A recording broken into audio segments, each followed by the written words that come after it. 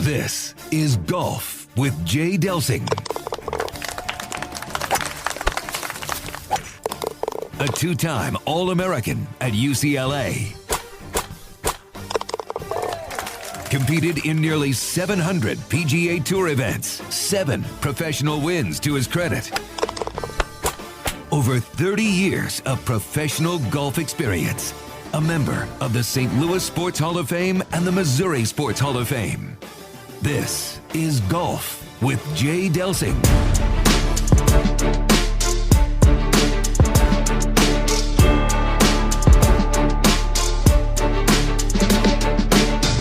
It's time to tee it up.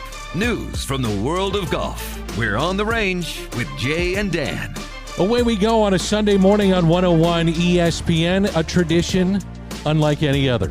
It is Golf with Jay Delsing, and with Jay Delsing, I'm Dan McLaughlin. Wait a minute, that's the Masters, isn't it? I don't care. I love when we're talking a tradition unlike any others. Just bring it on any day.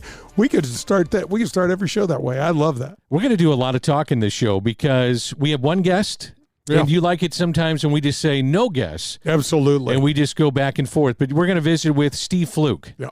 Steve Fluke, incredibly interesting guy. He's a PGA of America member, and he and some NASA scientists, Danny, created a golf club that can hit the ball between 50 and 250 yards without being swung. For our folks, fallen heroes, some of our veterans that can't swing, for folks that get old or a little older and have some shoulder problems and things like that, but still want to be outside, still want to be on the golf course. So it's called Power2Golf, and it's pretty cool. I got to ask you, where'd you find this one out? You come up with some great guests. Just in the weeds. I just read stuff, and I saw something that said the club that you don't need to swing, and I'm like, all right, I'll bite. I'll bite. Like, what is it? It's pretty neat though. It's really creative too. There's some testimonials I looked into just to make sure that it was not a fluke like Steve, but no, it is. It's good. It's going to be fun. So wrapping up today, the Wells Fargo Championship at Quail Hollow. You know this place well. I do. It's so Danny. One of my favorite. The first things that come to mind when you go to Quail is they call the last 3 holes the Green Mile. So, and folks, for those that don't know prison references, the Green Mile is the same thing as the Tom Hanks movie. The Tom Hanks movie where you're on death row.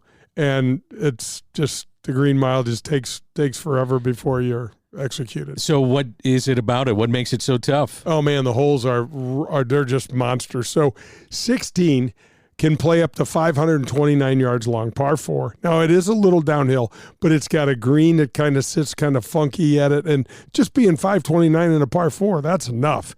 17 is it's a long to medium length par 3, but the entire short and the entire left side of the green is all swimmable. So it's all wet. So like I was telling you off air, you find your spot yourself right of the green where you're not making a lot of pars, No.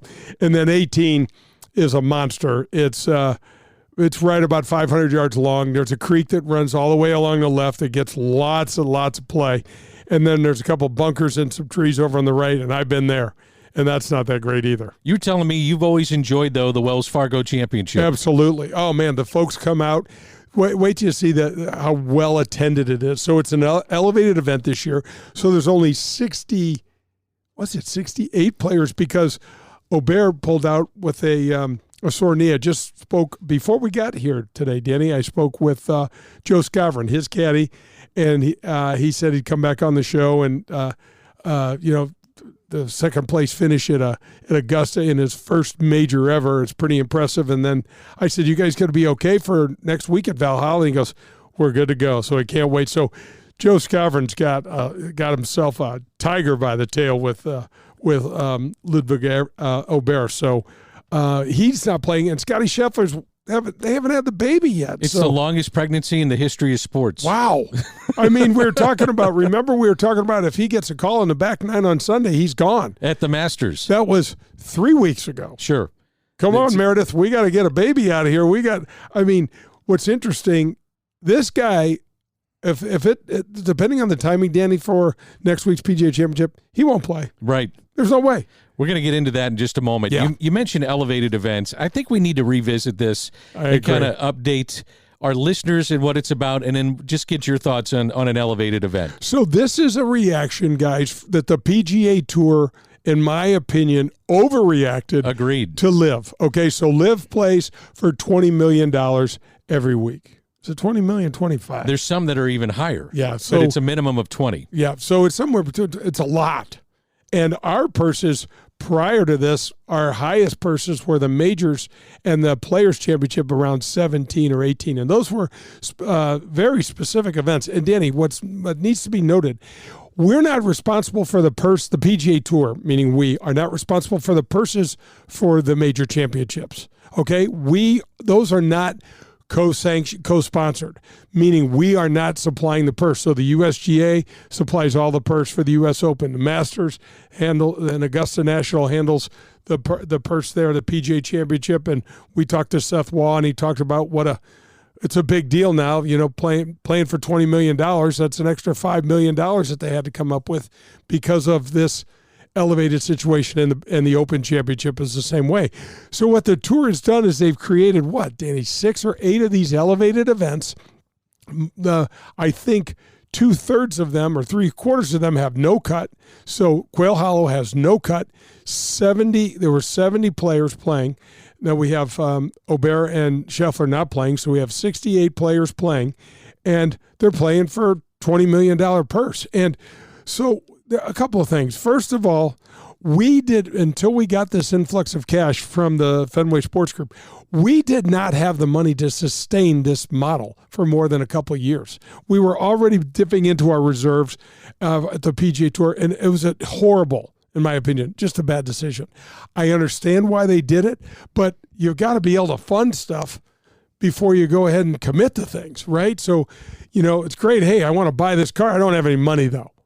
Let's wait till you have some money. Sure. Let's wait till you have some money.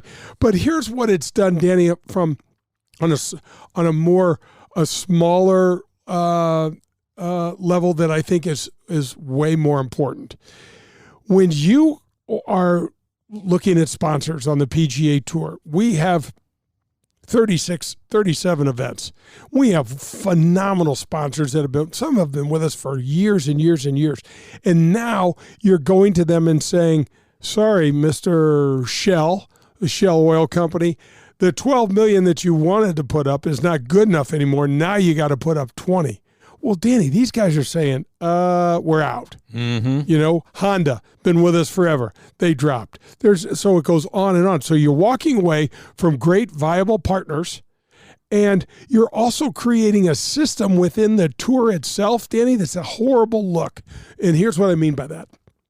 We'll always have the major championships, and they're always going to be the massive feather in your cap with the one tournament that is, we'll call it, Major A, and that's the Players Championship. Okay, that is a great tournament on a great course, on a really, I'm not going to say a great course, but a really good course that is phenomenal, because it's, as a player, you want to win your championship. Okay, it's not a major, but so what this decision has done, it's created a caste system within the tour, meaning, okay, we have the majors up here, and they're always going to be held in the highest esteem, and then we have this, and now we have the elevated events. Okay, and now they're over here.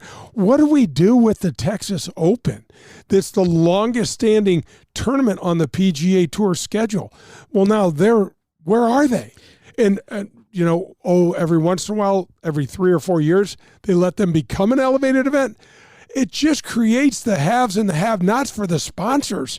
I mean, if you're putting up $12 million, let's take our friends at Worldwide Technology and Sure. Jim Kavanaugh and Matt Horner and those guys.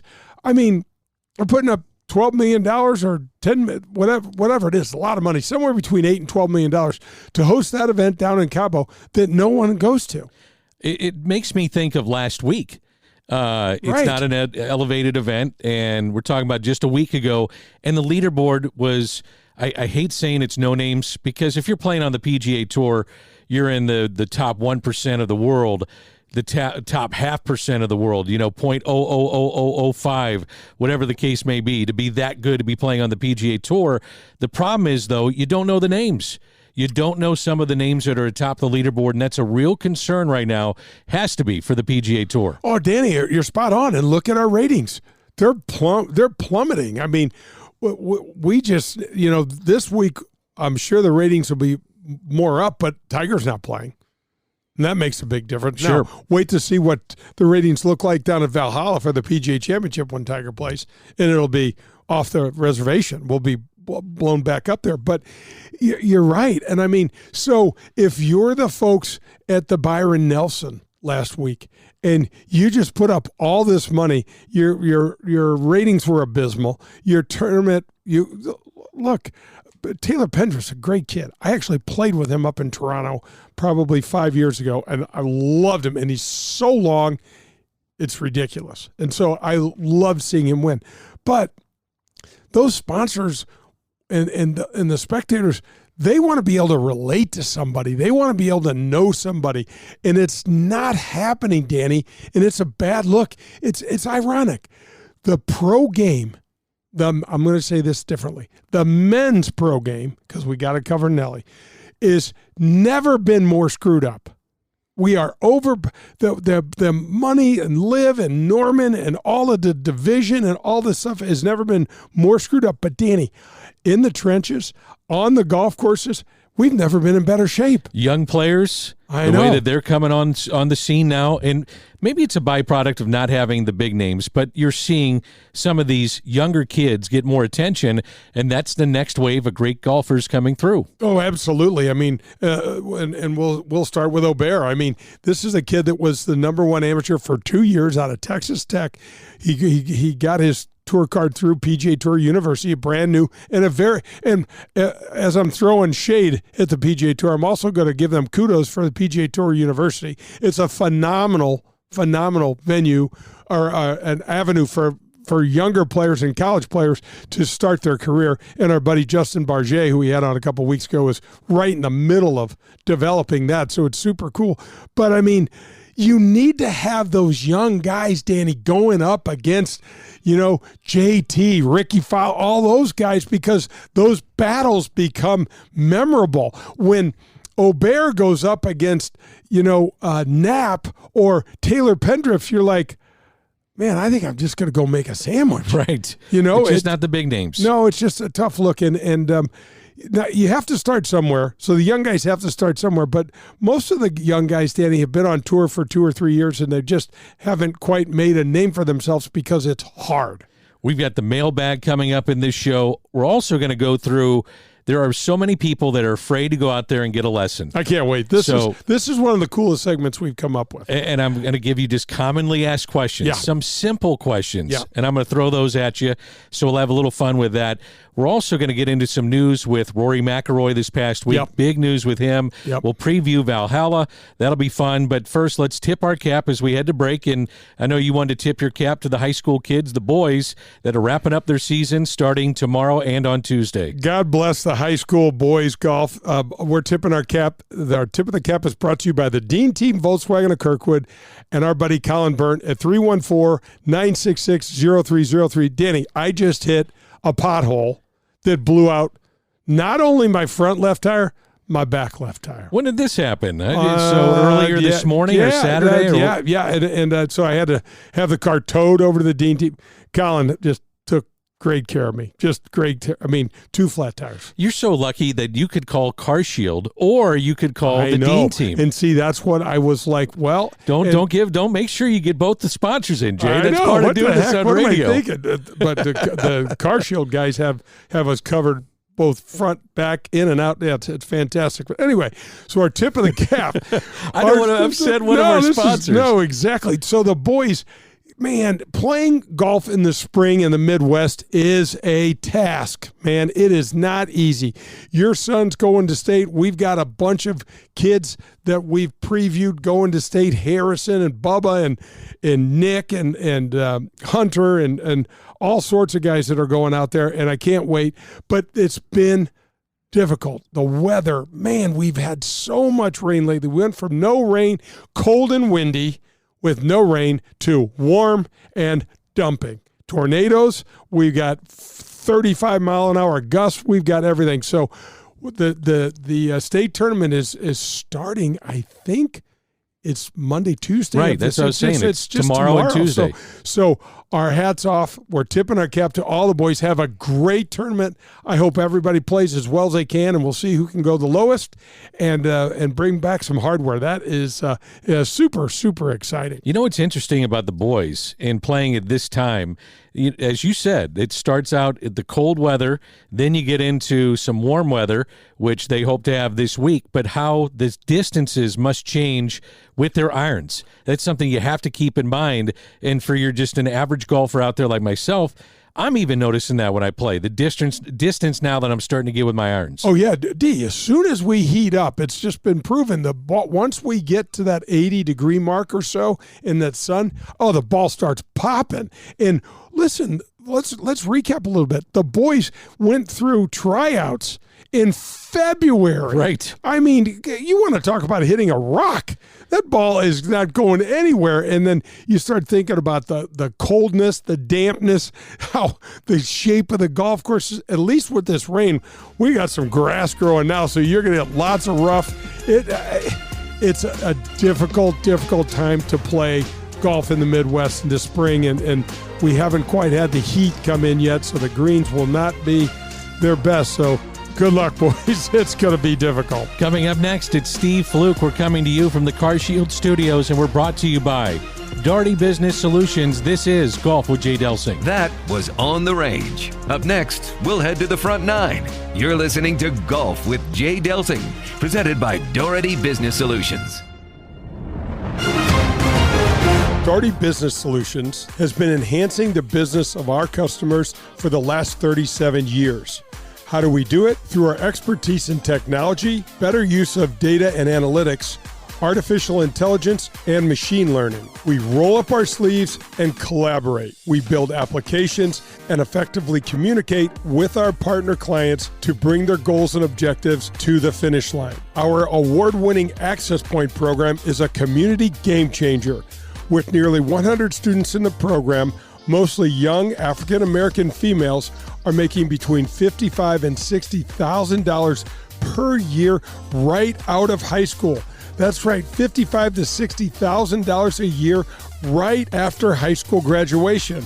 That's when they begin their training. CEO Ron Daugherty believes the talent is equally distributed, but access to that opportunity is not. So here's Access Point, providing more and more opportunity for those in and around our community. It's Daugherty Business Solutions. Get ready to watch the legends of golf up close when they compete at historic Norwood Hills Country Club right here in St. Louis. The Ascension Charity Classic will be back again with some of golf's greatest names: Steve Stricker, Padraig Harrington, John Daly, David Duval, Bernard Longer, Justin Leonard, David Toms, and more will compete, returning September 3rd through the 8th.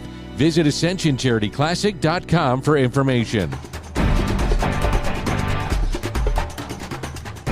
I'm delighted to welcome the Amateur Players Tour to the Golf with Jay Delsing show.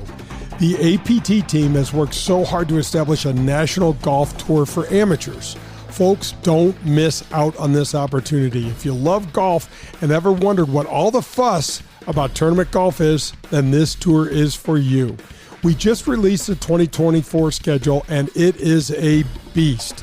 There's 21 events currently in the metropolitan St. Louis area, with many more to come. But check out these golf courses: Paynes Valley, Ozark National, Stonewolf, Ambrier, Persimmon Woods, Gateway National, and a 36-hole event on Norwood's West Course, and many more. Okay, so the courses are certainly cool and nice, but what's really neat is the way the events are run and how they are run.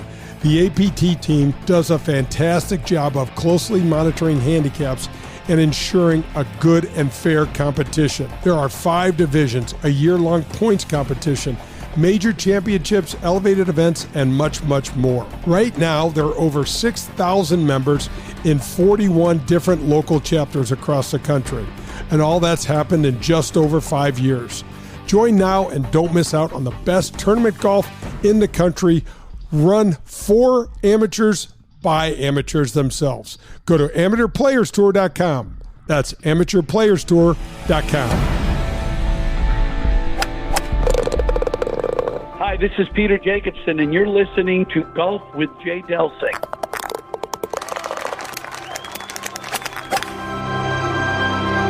Are you driving an out-of-warranty car? It's only a matter of time before your out-of-warranty vehicle is in the shop costing you thousands of dollars. Auto repair costs are up nearly 20% from last year, which is 4 times the rate of inflation. If an unexpected breakdown happened today, would you be ready for that? Well, now you can be with a plan through CarShield. Even if your car is just over 3 years old, it's still prone to expensive costs. Your car is more than just getting you from point A to point B. Traveling by car is a way of life. From picking up your kids to going to a new restaurant, cars are a daily essential. When you enroll in a car protection plan through CarShield, you can look forward to the following. The price will never go up no matter how many claims you file, or no matter how high the mileage on your car increases. CarShield offers protection plans that start as low as $100 per month. That's $100 per month. They have repair coverage for up to 5,000 different parts of your vehicle. Plus, when your car breaks down and you're stuck on the side of the road, you get 24/7 coast-to-coast roadside assistance. You also get complimentary towing and rental car options. CarShield has my back when my car breaks down, and they can have yours too.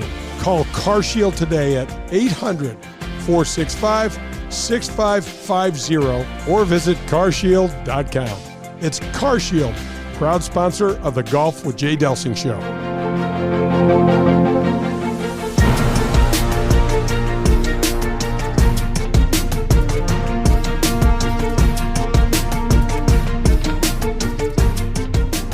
This is Golf with Jay Delsing. The Front Nine is presented by the Ascension Charity Classic. To find out more, visit ascensioncharityclassic.com.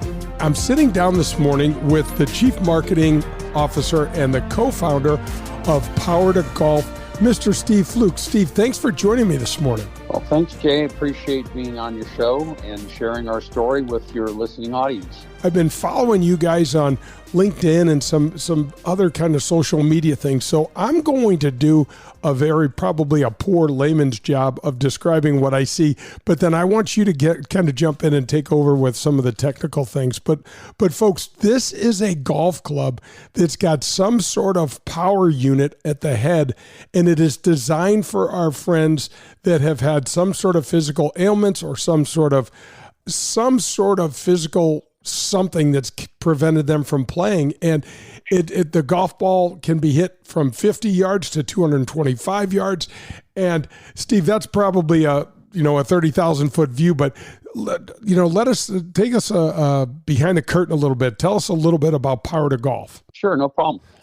Okay, we'll begin with, I'm a former PGA club professional, been involved with the game all my life.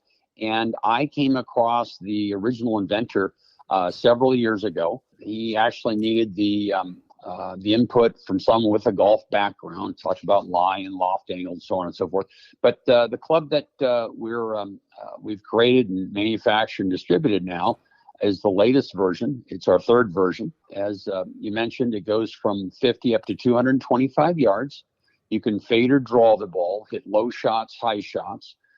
It's no louder than hitting a big hitter like you, Jay, hitting a titanium driver. It's course friendly, takes no divots.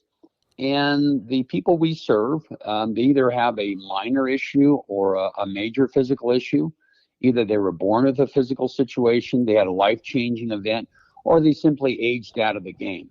And this is basically a safety net for those who otherwise couldn't enjoy the greatest game in the world, which is golfing. Nah, it absolutely is. So let's talk a little bit about the actual mechanics of this thing. So you guys have some pretty heady people that were engineers in the aerospace industry and things like that created this head, right? Oh, yeah. Yep, definitely. It's considered powder actuation technology, and we use power strips that contain actually gunpowder, and that's your energy source. Our clients we serve purchased the play packs with 40 shots, 1 shot for par 3, 2 shots for par 4, 3 shots for par 5. That's 36.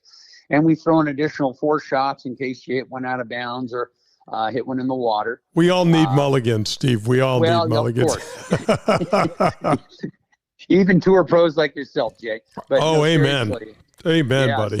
So yeah, exactly. And then you finish up around the green with a short chip and a putt, and that's good to go. So this basically keeps people in the game who otherwise either never had a chance to golf or have aged out of the game, or something's happened where they can't participate anymore. Either if they try to swing, they're in pain, or they simply can't swing the club anymore. So again, we're not in competition to the proper traditional game.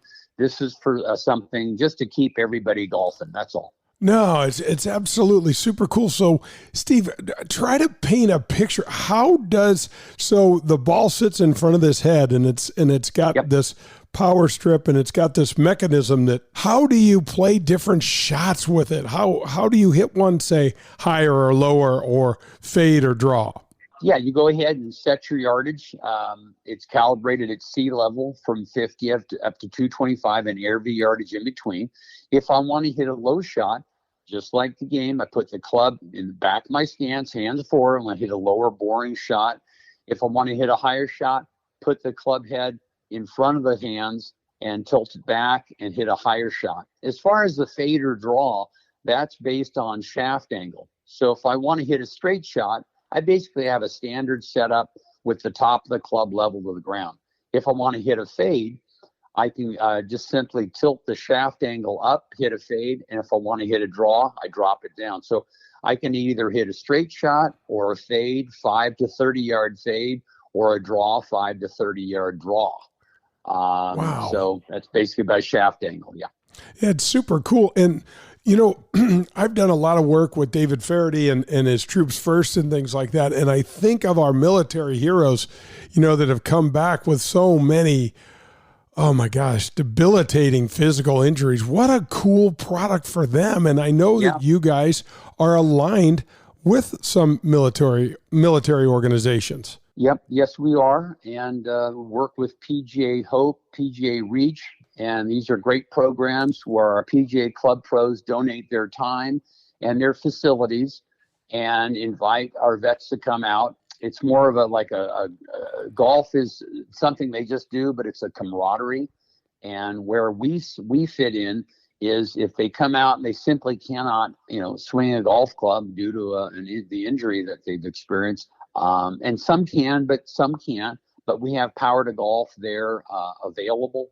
And so they can go ahead and utilize that, so everybody can get in there. And again, for these organizations that support our veterans, it's all about the camaraderie and keeping them, together as a group, and so everybody can participate. Oh, no question. And sometimes these heroes come back and have a difficult time, kind of folding back into society, so to speak. And this gives them, that sense of purpose, and it's super important for them to feel, connected and together, as you said. So it's extremely neat. So Steve, did you guys found this in California? What part of the country did you start? Yeah, actually, of all places, in Silicon Valley, kind of fitting, but that's where it was founded. And now we ship throughout the U.S. and in 8 countries now. And that's where the whole thing started, and of all places, out of a garage, and that's where it all started. Now our manufacturing distribution center is still based in the San Francisco Bay Area, serving people throughout the United States, principally where there's a high number of senior golfers, Southern California, Arizona, Myrtle Beach, throughout Florida is where we probably sell half of the clubs just in those 4 areas. And then they're, again, spread out from there. Absolutely. So, Steve, what was it like at the beginning stages? Because first of all, you get an idea, and you're trying to make this thing come to fruition. I bet you guys had some really interesting experiences trying to figure out exactly how to get, because the ball has to get up in the air, the ball has to be hit at the right sort of angle. You mentioned lie angles and things like that, and loft. That's super important as well. So you're combining not only some high tech, but a lot of golf knowledge as well. Oh yeah, no, it took quite a bit. If you're more than 10 feet away from the club, it looks just like a regular metal driver.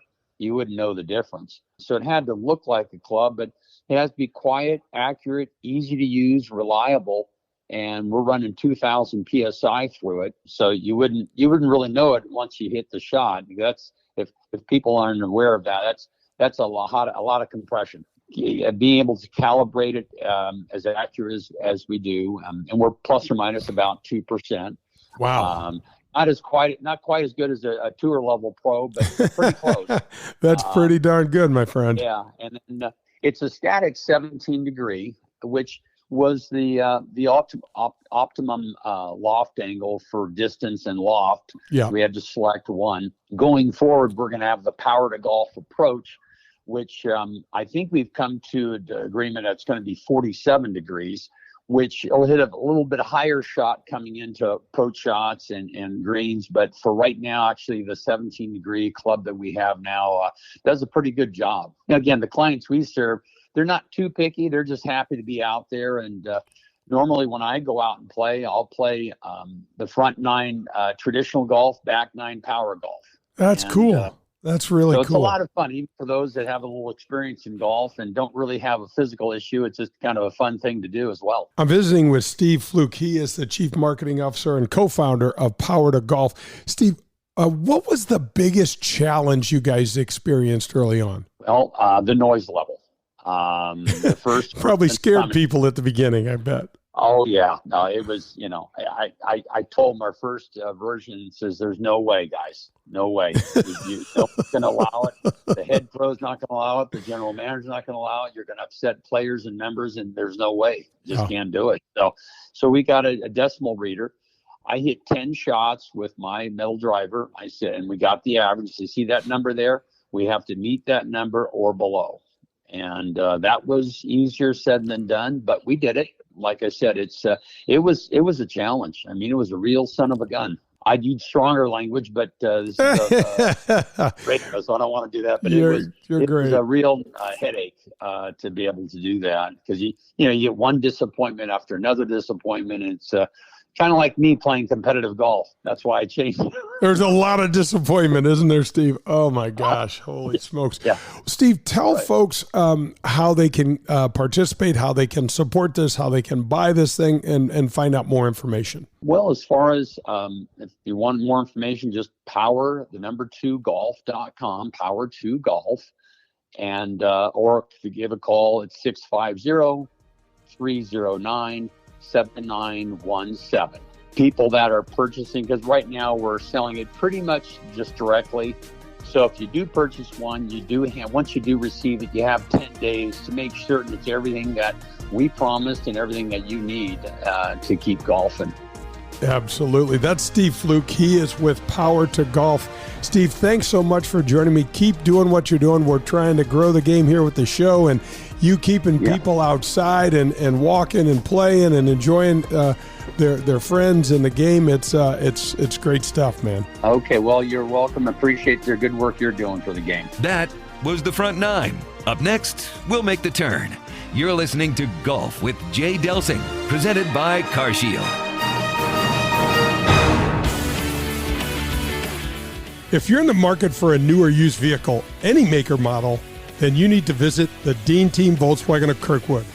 They are the official vehicle provider of the Golf with Jay Delsing show. My daughter and I both drive vehicles supplied by Colin and the Dean Team Volkswagen of Kirkwood, and it's because we know we can trust them. They made the car buying experience painless and easy, and their customer service is second to none. Every single step of the car buying experience was taken care of for us. You can reach Colin at 314-966-0303, and he will answer all of your questions and put your mind at ease. The Dean Team Volkswagen of Kirkwood has new or pre-owned vehicles to be purchased or leased, whichever you prefer. Once you visit the Dean Team Volkswagen on Manchester in Kirkwood, you'll be a customer for life because they will treat you like family. The Dean Team Volkswagen of Kirkwood, the official vehicle provider of the Golf with Jay Delsing show. Hi, this is Adam Betts from Family Golf and Learning Center. At FGLC here in Kirkwood, we feature a double-decker driving range, 2 large grass tees with Tahoma Bermuda grass. You want to work on your short game? We have a short game area too, which features a 20,000 square foot green, 3 bunkers, and Zoysia surrounds. Also at Family Golf and Learning Center, don't forget about our 9-hole par 3 course, the indoor TrackMan simulators, and our performance center. If you're looking for the best golf instruction, regardless of skill, we can help. Find out more at FamilyGolfOnline.com. That's FamilyGolfOnline.com. Family Golf and Learning Center. We make St. Louis better at golf. Are you tired of watching your golf scores go up every year? Despite new equipment and even a couple lessons, you still fight that slice or your inability to get that ball up and down out of the bunker? Well, get ready to experience better golf with Elevate Golf. At Elevate Golf, we're changing the way golfers practice with our innovative and data-driven approach to learning and, most importantly, improving. We have an array of membership options where you can find the perfect fit for your golf, your lifestyle, and your budget. Whether you start in our full-service gym, the short game area that has real sand bunker, or one of our 7 TrackMan simulator bays, the team at Elevate Golf will do a complete assessment of you and your game, which is crucial because if you don't know where you're starting from, it's nearly impossible to attain a goal or a new level. Call us today at 636-265-0557 or visit us at elevategolf.com. That's ELV8golf.com. Contact us today and get ready to play better golf. Recently, my nephew called me and said his basement had flooded and all the hardwood, carpet, and flooring had to be replaced. I told him I have the perfect place for you to go. At Jerseyville Flooring and Furniture, this second-generation family-owned business treats everyone just like their family. Jared Capps is continuing his mom and dad's 50-year business tradition where honesty, transparency, and service carry the day. My nephew loved the luxury vinyl product. Jerseyville Flooring and Furniture has the largest selection in the area. Whether you prefer Mohawk and the wide variety of their product lines, I love the Rev Wood product, by the way, or Karastan or Pergo Elements line, Jerseyville Flooring and Furniture will literally have you covered. You have pets? Let Jared tell you about the many sustainable flooring and carpet options that are pet-friendly but also easily maintained to keep your floors looking great every day.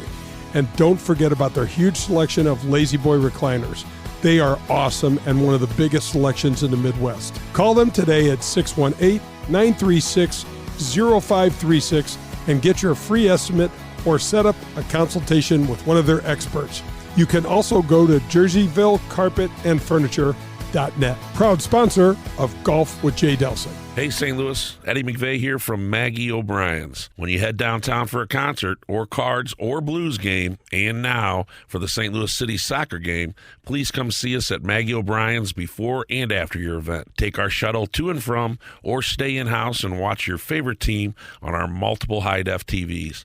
We look forward to seeing you soon at one of our 2 locations in Sunset Hills on South Lindbergh or downtown at the corner of Market and 20th Street. Union Station is next to us.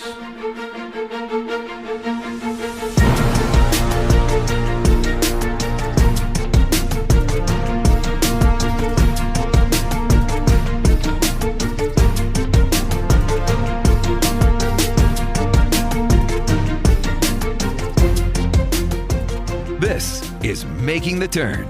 Making the Turn is presented by Family Golf and Learning Center.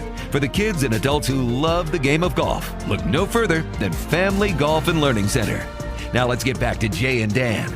We call this Golf with Jay Delsing on 101 ESPN. It's heard every Sunday from 8 to 10. We're going to talk about Rory and some big news with him this past week, but I want to commend you on your interview there with Steve Fluke. That's pretty amazing, man, the dynamics that go into hitting a golf ball, and unfortunately for some of these people, they can't. Physically handicapped, mentally handicapped folks. those that are wounded warriors coming back, and they want to play golf, but it brings them back on the course, and I'm sure it's a sense of normalcy for them. Oh, absolutely. And, gives them something to a hobby that they can enjoy. If they've spent their life playing the game and their buddies, it still gives them a little opportunity. It's intriguing. I really would love to see. I mean, it's hard to imagine the sort of power and pop D that this club can have and send it out there 250 yards. Pretty incredible. Man, I could have used that a few times, I can tell you. Rory McIlroy said this past week, quote, complicated, very messy, we'll all move on. So it doesn't appear that he'll be returning to the PGA Tour's policy board after all. Well, Danny, there's a process that goes in that's involved here. I mean, he stepped away citing personal reasons. Okay, let's just take him. I love Rory, okay? But this man has been tap dancing sideways on almost every single issue, D, and it's been confusing. But hold on. He took the brunt of the heat, though. He did. When Liv was, the players are jumping, and he said, I'm staying here. Yep. I'm staying with the PGA Tour. I hate Liv. Yep. I think he said, I hate Liv. Yeah. And, he was kind of the face of this, and it just seems like he got used. He did. But Danny, and you're 100% right. So then you pull out of your responsibilities on the policy board because it's just too much, right? And understandably so. Look, he was what are the terms he used? Sacrificial lamb, stabbed in the back, blindsided, you name it. None of those are good. None of those had to feel good. He had to feel like he absolutely got railroaded with this. Railroaded. Yep. And so he pulls out, which nobody blamed him for pulling out, right? So now we're meeting with Yasser. We've got $3 billion injected into the entity, and Tiger's got his board seat assured. Now Rory wants back on? Why? Let me ask you this. I took it this way. It means that the policy board really doesn't want peace, at least in my mind, and you may disagree, and golf will continue to be divided, which is sad for the golf fan that's out there. Do you agree at all with that? Not necessarily. Okay. I know where you're going with that, and it might play out that way, but I don't believe so. My belief is we're going to have peace. It's just going to take a minute. We've got to figure out the details, and Danny, unlike every other situation that we know, it's all about the money. Yeah. Well, it's all about the money. Here's the thing, though. U.S. regulators might never let a merger happen. That's something to consider. And you have to wonder if that's why people are having second thoughts about a merger. At least that's something I've thought about. No doubt. No doubt. But that's out of our hands. That's out of our control. We would still need to be doing due diligence and things like that. What I found fascinating about Rory and what he's trying to do, let's just say it's me and I'm on the policy board and I decide, man, I got 4 daughters and it's just got, and so I go to the group and I say, guys, for whatever reason, I can't. I got to go. And they're going to go, hey, we totally appreciate it. We'll do a special election. We'll get another guy in there and off, we get it. That happens. Okay. And then I don't want to misjudge this. 4 months later, 3 months later, 6 months later, I say, hey guys, I'm back. And they're going to go, no, you're not. You can throw your name in the hat and try to get nominated and run through the process again. You don't just get to appoint yourself back on there. I don't care how good. Danny, here's what drives me crazy about this whole process. Just because you can win tournaments does not mean you're business-minded and should be making any sort of decision. I just got into this rant the other day on Twitter or X or whatever they call it because someone said, I cannot believe this guy is, because he's never won a major, is on the policy board. I said, fellas, and whomever's listening, we don't want any of our players running our business. We want them handling their 5 irons and their lob wedges and 4-foot putts. That's what we want them doing. And then we want smart business experts laying out scenarios that the players can apply golf to.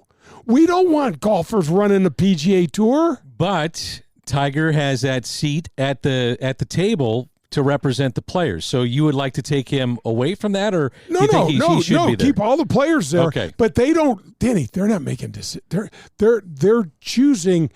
They're not, you know what it's like. You've had your own business. I've had several own businesses.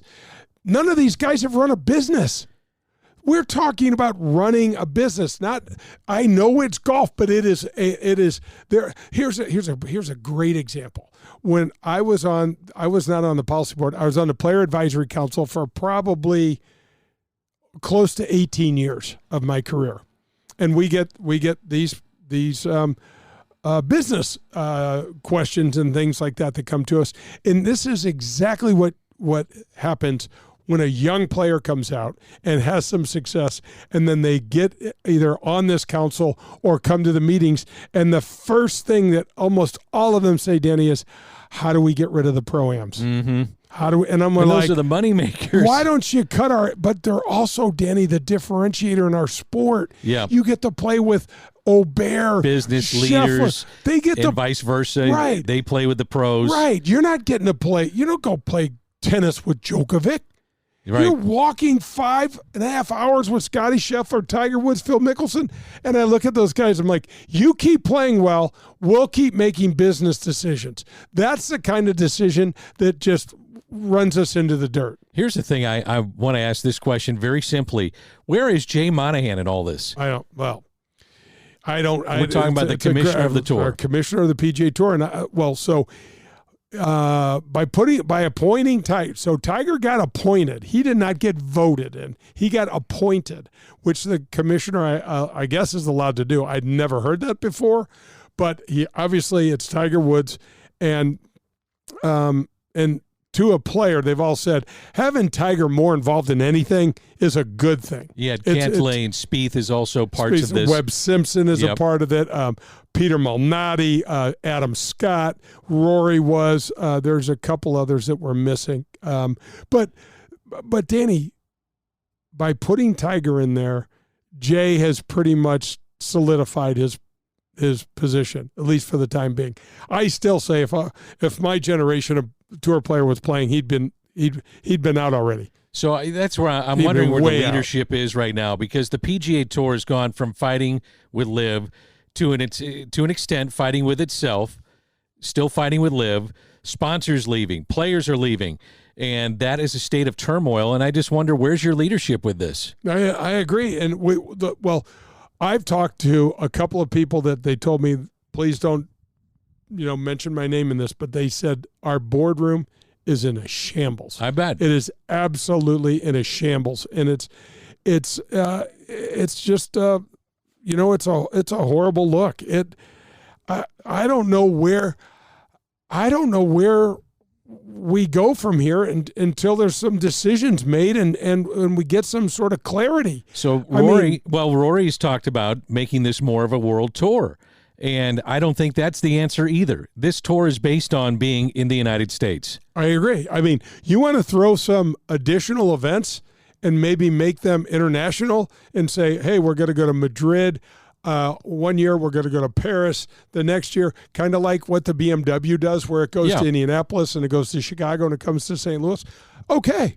We already go to Mexico. We already go to Canada. Those travels are way easier, but we have gone to Korea and Japan already. But Jay, you have to appeal to the fan in the United States, and we've talked about this, by making it TV friendly. I agree. And TV friendly means being in prime time, being on your Saturday afternoon, leading into Sunday evenings, those kind of things. Where if you're playing in Singapore or you're playing at some of the place you're talking about, you're playing at 6 a.m. No one's going to watch. No doubt. That would be my concern with this. Well, there's a double-edged sword here. I agree with you, Danny. I don't see that happening in the short term. Maybe in the long term, but we've got other fish that are more important to fry here, and it's our ratings, and it's just this overall look. I mean, these golfers. Let me ask you this, because here's what I was thinking about yesterday. What can LIV take another player right now? They've got 54 players in their field. Well, I think you just bump number 54. If you get a big name, why not just bump them? So you're out. You're out. I love it. You're out. I love it. It's an exhibition anyway, Right. which is the way I've always looked at it. But if you're not good enough to be number 54, you're out. What You're team? like with some of our guys on foursome. You're out. You're out. We don't want to play with you anymore. But Danny, then what do you do for the team? And that screws up that's the a good team. point. But I mean, so my point is, we're worried about players jumping, but should we be during the season? Like, should we be during the year? Are the contracts, that they're paying these players? Are they 12-month? I don't think they care. Contracts? I don't think they do either. If they had to swallow it, they just go, okay, we swallow it. We got Spieth coming over. Yeah, Jordan Spieth's coming over, so we got Scheffler. We'll figure it out. Yep, probably. You're probably or just right. expand it. But it's also, I mean, the look, the disorganization, the cluster that pro golf is right now, it's just insane. It's so hard to figure out. All right, I got to admit something. Yeah. I watch Live. And the other day, I've watched Live. They're playing in Singapore. Yep. Koepka won the event. Yep. And I want to say it was a 4 to 5 hour rain delay. Yeah. Which then put it at like 10 or 11 in the morning St. Louis time. I sat there and watched. On the C-Dub? On the C-Dub. I'm sitting there scaling back and watching What came on the C-Dub after left or left? I think Three Stooges. Yeah, that's just so Wrestling good. at the chase. It's so good. Do you remember last year we were talking about this and trying to find the CW, and the Live event got preempted by, like, Saved by the Bell or something like that, some cooking. It was like the Heidi game with the cooking NFL. Exactly. Like, what happened? So it's really, it's an interesting time. I mean, I'll just go back to that because the change is here. We're in the middle of it now. What does this look like as the smoke is going to start to settle? And Danny, we're no closer to that now than we were a year ago. So if you're a non-elevated event, which we were talking about during our Open, do sponsors stay? You know what I mean? What's the interest with not having a top leaderboard? If I'm a sponsor, right, and I'm putting in my $15, $20, $25 million, and let's say it's a non-elevated event and not a lot of eyeballs on it, are you going to start losing more and more of these major sponsors so that you have the John Deere, so you have a Texas Open, so you have some of these lesser events that still make an appetite there for a sponsor to be a part of? Right. Now, I will say this for people. Does that make sense? Of course. Okay. Like John Deere and the Texas Open. These guys are local entities that raise millions of dollars each year, despite not having a good field, despite not having good ratings. So you've got to have a major commitment from that corporation to hang in there. So Valero has been a longtime sponsor down in San Antonio, Sure. A great community citizen, and so is John Deere. John Deere, I think, is the longest standing sponsorship on the PGA Tour, and that's at the Quad Cities. That's never going to be an ever going to be an elevated event. Interesting. I want to ask you very quickly, there was a couple of players that changed drivers, and this leads into our tip segment and also into if you're someone out there that just wants to get a lesson out there. So I'm going to put this one question in here. I can't remember if it was JT or Spieth, but they changed their driver. A couple other players have done this, and they said they got about 3 miles per hour faster on their swing. Now, somebody out there that's the average fan, what 3 miles per hour? What's the big deal? That is a big, big deal in golf. Danny, I think 1 mile per hour averages somewhere between 3 to 4 yards. So you're talking about... So it's significant. Yeah, you're talking about 10, 12 yards. Hell yeah. Plus, listen, when you're in the weeds on this stuff like we are, you're taking anything. Sure. It's 5 yards you're going to take it as long as your dispersion doesn't change, meaning I don't hit, I hit it 5 yards further, but now I'm going to hit 3 less fairways? No, maybe 1 less fairway you go. Doesn't matter. Doesn't matter on today's PGA Tour. I'll take it in the rough. Give it to me closer. Now instead I'll be up there hitting a wedge on the green. So I'm good to go. So as the question is, how did they do it, or how? So it's first of all, it's a great question. Yes, it's significant. Yeah, it absolutely is significant. Think of it this way, D. If you go out there, and the way that they're designing golf courses now, they place bunkers very strategically, meaning, the average distance off the tee is, 297 yards, and this bunker is at 305. Well, if you're that 297 and you just pick up 10 more yards, guess what? that bunker's no longer in play. Gotcha. Yeah. And that is a huge deal. And maybe it's only on one hole, but Danny, what if it's a par 5?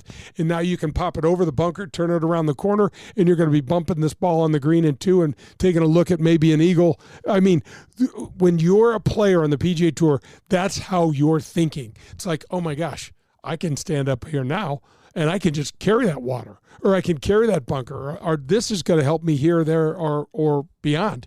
And so that is crucial. 10 yards, 12 yards, massive deal. How do they do it? It's interesting. So a lot has to do with the assembling of the golf club itself. You can go to a lighter shaft, which is going to help you swing it a little faster. You can go to different configuration of driver heads. They've got these things. Hell, they're using AI now, Danny, to design these dang It's incredible. heads. It's crazy. That was mentioned in the article that I saw, too. Yeah, and so what they'll do is the way the heads are shaped and designed, there'll be less drag, meaning when you swing it, there'll be less resistance, so you might not have to change your swing at all, which is what's going to happen for these guys. They're not changing their swing, and they're picking up 2, 3, 4 miles per hour. It's a big deal. Plus, Danny, there's a mental kick here to knowing that you've done this. You work your ass off. You're trying all these different things, and then all of a sudden, this light bulb comes on, and you go, "Whoa! I got this." I'm in. What do I need to do? How do I? And then you start tweaking. And then that's when you work with the manufacturer, whether it's Puma, TaylorMade, whomever it was. You start going, okay. I think they switched to a TaylorMade. Yeah. And I said, well, TaylorMade has got the #1 driver count on the PGA Tour. Okay. They do a great job with the drivers. And then you start getting it customized. Like, nope, I like this Fujikura shaft, or I like this other shaft, and you get that customized. And then what's so cool, back in the day, Danny, when I would do driver testing, first of all, driver testing's tough. It's a lot of swinging. It's just tough to keep your head in the game by hitting so many drivers over and over again. Can it be misleading because you get worn out a little bit too? 100%. So the numbers are not quite what you're going to be when you're rested or stepping up on the first tee. 100%. And you never stand up there and hit 17 drivers in a row. Exactly. You're hitting one drive in a row. And so what's so cool now, Danny, is they bring a bunch of heads and a bunch of shafts and a wrench. And to make a driver, it used to take 24 hours. You had to get a shaft, you had to whip it, you had to epoxy it, you had to pin it, and then it had to sit. Man. Now it's like they bring a bucket of heads, they got a screw, they got 15 different shafts, and off we go. Hearing you say that, I think about how many variables of making the driver you could screw up back in the day too. Oh, probably happened all the time. All the time. Yeah. All the time. And you got to remember, there weren't variations. There were like 3 shaft choices. We didn't have graphite at the time, and then graphite came in, and guys were like, can we put graphite in our driver? Like, I don't know if we could do that. Hell yeah, we could do it. Let's do it. I know, let's do it. So, yeah, it's really interesting, and I can remember when I finally said, all right, I'm not going to hit the wooden driver anymore. Did I ever tell you about doing a junior clinic out in L.A. with my wooden driver? No. I was back in like 90. Persimmon? My wooden driver, it was actually a wood. Oh, okay. And I'm doing it in front of a bunch of 9, 10, 11-year-old kids, boys and girls. Oh, no, and I what'd they pull say? out my driver, and they're like, dude, let me see this new driver. And I said, what new driver? And they go like, we've never seen. What is it? Is that wood? Do you want to slap the kid? I was like, get over here. Let me hit you in the head with this wooden driver. Yeah, so they had never seen a wooden driver before. Incredible. I know. So when I went and made that change, and it was the Callaway Big Bertha, it was unbelievable how much easier that metal-headed driver was to hit. And we used to think, I can't believe how big this head is. I can't believe they are so small compared to what we're hitting now. Holy moly. This driver head now, Danny, looks like a piece of lawn furniture on the end of your shaft. So when you hit that first metal driver, what'd you think? I couldn't get used to the sound. I was like, ooh, that feels terrible. But then you looked at the difference. And I watched the ball, and I'm like, I'm going to do this. Kind of like this? I'm going to do this, yeah. I can remember, Danny, so I was using the Great Big Bertha. I think that was version 2 or 3 or whatever. They had the biggest bigot, the Great Big Bertha's sister. They had all these drivers. And I remember cracking it. They just crack. The bottom cracks. You're hitting the hard ball with these, and they just crack. And it took me 2 years to find a replacement. They said, this is identical. I'm like, it's not. It's not. I bet you I went through 75 drivers, and it took me forever to find another one. Crazy.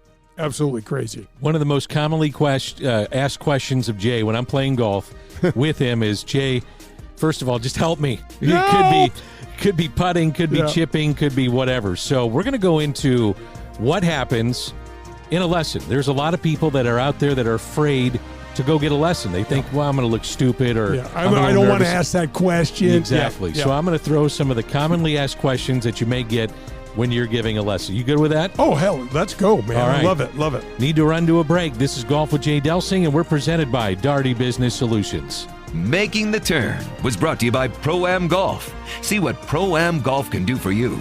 Up next, we head to the back nine. You're listening to Golf with Jay Delsing. So you've been hearing me talk about one of our community's greatest contributors and most philanthropically inclined companies. Yes, of course, I'm talking about Marcone. They're the largest distributor of General Electric appliance parts in North America. Did you know that Marcone is also the largest and most trusted supplier of commercial and residential appliance parts, HVAC, plumbing, commercial kitchens, and pools and spas? All of that's in North America as well. That's right, Marcone does all that. Marcone is committed to supporting our first responders, all the branches of service in our military, our police and firefighters, and many more.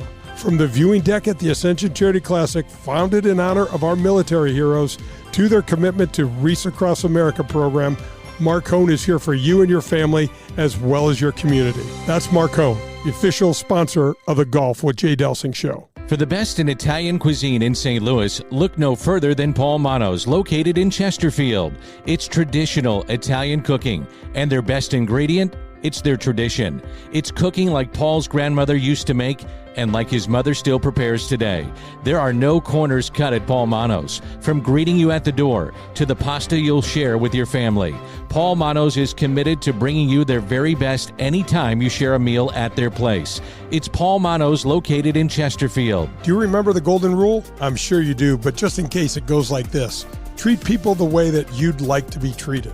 At People's National Bank, that one statement is the cornerstone of what this bank is all about. Locally owned, with 23 locations in Southern Illinois and the metropolitan St. Louis area, People's National Bank parlays a robust menu of commercial or personal banking services you could possibly need with a friendly yet hardworking Midwestern attitude. Maybe you just want to do business with a bank whose entire team lives in the same neighborhoods as we do. If you're like me and doing business with someone you trust is important to you, then People's National Bank is the bank for you.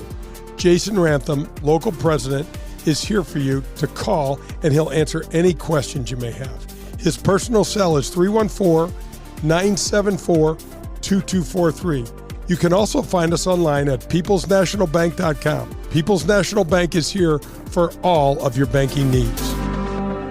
This is Adam Betts from Family Golf and Learning Center, located in Kirkwood. Our motto is play your best golf. We have the best instruction for every skill level. 2 female instructors along with our 8 PGA instructors. We're there for the kids and the adults who are starting to play and trying to refine their game. Family Golf and Learning Center features a double-decker driving range, grass tees, and a short game area, along with indoor simulators and a performance center. That's not all. Don't forget about our back nine bar and grill. Find out how we can help you and your family. Head to familygolfonline.com. That's familygolfonline.com. It's Family Golf and Learning Center, where we make St. Louis better at golf. I am proud to welcome the Gateway section of the PGA back to my show. Whether you're pulling into your favorite driving range, public golf course, or country club, there is an excellent chance that the staff there is part of the over 300 men and women PGA professionals at over 100 facilities that make up our Gateway section. I grew up watching so many of these fine men and women getting to the golf course at dawn, leaving at dusk, spending their entire day running events, giving lessons, and growing playing this great game. PGA Reach, Drive, Chip, and Putt, PGA Hope, and the fantastic PGA Junior League are a few of the examples of the programs run by these same PGA professionals. Go to gatewaypga.org to learn more, or to find your next PGA professional for your next lesson, go to pga.com. The Gateway PGA, growing the game we love.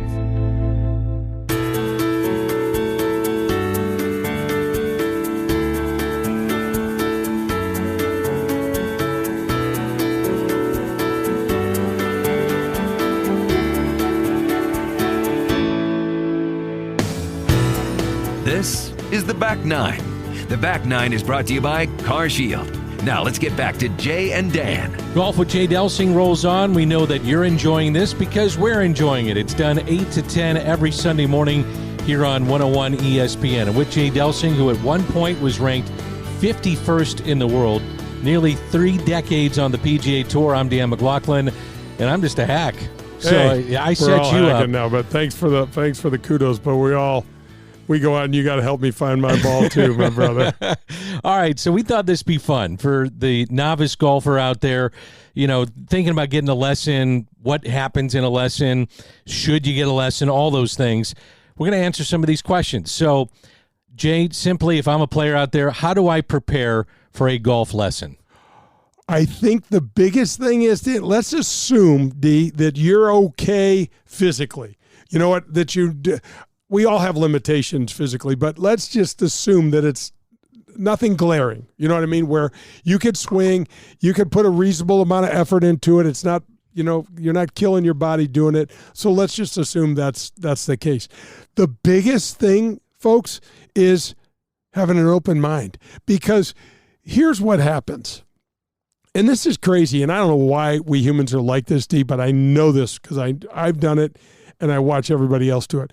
We'd rather be comfortable knowing that the results are going to be dodgy than be uncomfortable knowing the results will be better. That's a good way to put it. We go back to that comforting feeling because we're like, well, it feels right or comfortable. And then you're like, but dude, you're shooting 85 or 95 every time you play. Wait a minute, what's wrong with 85? 85's good. I saw you catch yourself. 85. That's why I kicked what's wrong with 90? That's why I kicked it up to 95. Thank you. It's good. I'm just saying, if you want to That was a direct shot at me. No, it wasn't. It's okay. If you want to get better, though, you've got to have that open mind. You've got to be willing to let that discomfort come in. You have to. You have to, because I can remember a couple of times, like when I first started seeing Jim Hardy, he was great and helped me right away. And when I was leaving him the first time, he said, hey, if you keep playing well, tell everybody that, we got together. If you keep playing like, you know what, tell them we never met. I thought it was just great. I thought it was just great. But I said to him, when we changed something and I got a different feel, I would say, you know what, Jim, I can remember back in and I used to, and he's like, yep. And I said, I used to be able to hit this shot all the time. And now that feel has just gone away. I don't know where it is. And then it comes back and you're like, oh, this is like a comfortable pair of shoes or something, like I remember that. So now, that might not be the case for our listeners because they may not have had that experience. For example, here's a guy that is, let's say he's a 12 handicap. He or she's a 12 handicap and is hell-bent on getting into single digits. First of all, I love this scenario. They're going to need new feels, because we're trying to break a barrier, D, that they've never broken before. Chances are this is going to be created and brand new for them, which is super, super scary. Does that make sense? Yeah, oh yeah, for sure. Because it's going to feel uncomfortable. Yeah, when I feel this. But you're going to get better. You're going to get better. And here's where you need to hang in there with. If you keep watching the ball fly the way you want to, that uncomfortable feeling starts feeling good. Absolutely. You know what I mean? You're like, oh, I want to do that again. Oh, I want to do that again. It's just like rolling a putt in. You're like, gosh, that's not what I normally feel like. And then it rolls in. You're like, let me do that again. So this segment feels a lot like using me as an example. Let's do it. I'm not really happy with you at this point. 85 to 95, and then you taught me uncomfortable things as I was trying to get to a single digit last summer, which I was able to get to, which I was very proud of. You should be. What did you get down? What was the lowest you got down to? 8 something, I think, or maybe 7. 7 something. It might have been a 7-8 or something like that. I remember you shooting from the back tees on the back 9 at Norwood 1 over par. Now. That was shocking. And you also remember the front 9, but forget about that because the back 9 was 1 over par, and that's a beast. That's a lot of golf course. That was good. Yeah. But I'm still upset the 85 to 95 comment. Yeah, exactly. Okay, this is for that new golfer, but how many lessons should I take? Right. And so there's not a magic number. But what's really important is that you build rapport with whomever you're taking this lesson from. And what is rapport? Rapport is I relate to what he or she says and the way he or she says it to me. Critical, because this teacher, D, may have the right information, but doesn't convey it in a way that makes sense to you and I in our brain, we're not going to get it. Mm-hmm. Here's something very interesting. Back in the 90s, I went to a pros-only Dave Pell's scoring school, okay? And who was in this group with me? Colin Montgomery, Robert Carlson, Bob Dixon was playing on the Champions Tour, and one other PGA Tour player. So there are 4 PGA Tour players, 4 active PGA Tour players, 1 Hall of Famer, and a Champions Tour player. And we went there and listened to this. Started off in a classroom, and that's incredible. The lessons itself were not helpful. I'll just be honest. And I like Dave Pels. They were not helpful. The data was very helpful. But he went out there and started telling us stuff, and then we go out to the course, and dude, we are all of us are. And I said, no, here's what, and we all took away something different. He said the one thing, and we all went 5 different ways with it. Interesting. And because we got back together and started talking about it, and they're like, I didn't take it that way. Here's what, and I was like, oh, I didn't think of it like that either. And but for the folks that are going out, for especially newbies, find someone you connect with. It's crucially important. You're going to love and really look forward to spending that time with him or her. And chances are, with that rapport, assuming that he or she knows what they're talking about, you're going to get better and you're going to like and enjoy this experience. What do I take to a golf lesson? You got it. First of all, comfortable clothes. I know that sounds crazy, but I was thinking in your bag, but you're going to the clothes. Yeah, but first of all, for the people that are coming from the office, man, get yourself, gals, get some something that's comfortable. Yeah, something's comfortable that you can work out in, that you're going to, because this is going to be physical, especially for newer golfers. They're not going, they're going to be sore, Danny. They're going to be sore after an hour lesson. So your hands are going to be sore. Probably your shoulders, maybe even some of your lats and obliques will be sore. So, now, do you have a set of clubs? Let's say you do have a set of clubs. Bring every single club. Bring the entire bag with you. Hopefully you got a glove. If you like gloves, if you don't have gloves, that's fine. And you don't use one, fine. But if you don't have a set, you just make sure you communicate that with your instructor, and they'll get you some. Interesting. They'll get you some to try. You don't have to rent them for that lesson. They'll get some rental. They're called rental clubs. You're not going to get charged for those, and you'll be able to hit and just get a sense before you, because maybe you're thinking, Danny, I don't want to invest $500 into a new set of clubs or a new driver or whatever until I know I'm really going to like this and enjoy this. Another question I want to ask you: when is it right to get a playing lesson on the course? Yeah, that's a great one. So, two times. First of all, as you advance and you're getting better and better, that's a great time. But in the initial stages, folks, of you taking this lesson, you need to get on the golf course and understand the flow, the general flow and etiquette and order of play, I'll call it. So generally speaking, whomever's furthest away is their turn to play. We have this thing called Ready Golf that you and I do whenever you're up there. So there's a thing called honor. So whoever scores the lowest on the hole prior has what's called the honor and gets to hit first. We blow that out the window and play Ready Golf so that we play faster. And you and I play fast. Very fast. Yes, we do. Yeah, if you play slow, you're out. You're out. You're out. You're out. You're not in the foursome. Nope, you're out. Not, you're out. So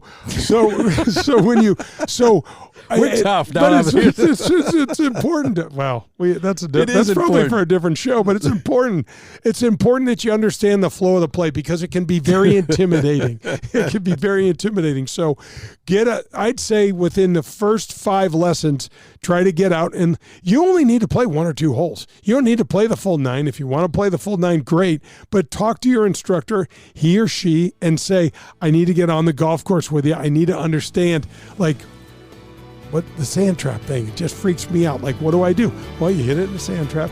Once you get out, you rake it, and then you go hit it again. Hopefully you hit it in a hole and you don't have to hit it again. We're talking about lessons here on Golf with Jay Delsing. I love this segment, by the way. Sorry to interrupt you. This is phenomenal. Let's do this. We'll go to a break. Yeah. And then we'll come back and I'll throw some more at you. I love and it. See where it takes us. Absolutely. That's Jay Delsing. I'm Dan McLaughlin. Golf with Jay Delsing, heard every Sunday right here on 101 ESPN. That was the Back Nine, presented by Elevate Golf. Get your golf game in shape with Elevate Golf.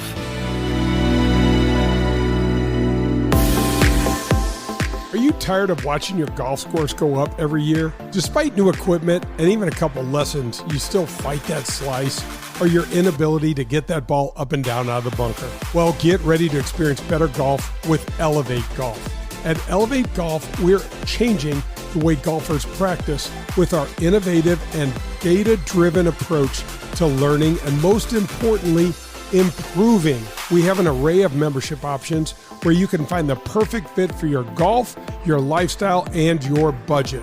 Whether you start in our full-service gym, the short game area that has real sand bunker, or one of our 7 TrackMan simulator bays, the team at Elevate Golf will do a complete assessment of you and your game, which is crucial because if you don't know where you're starting from, it's nearly impossible to attain a goal or a new level.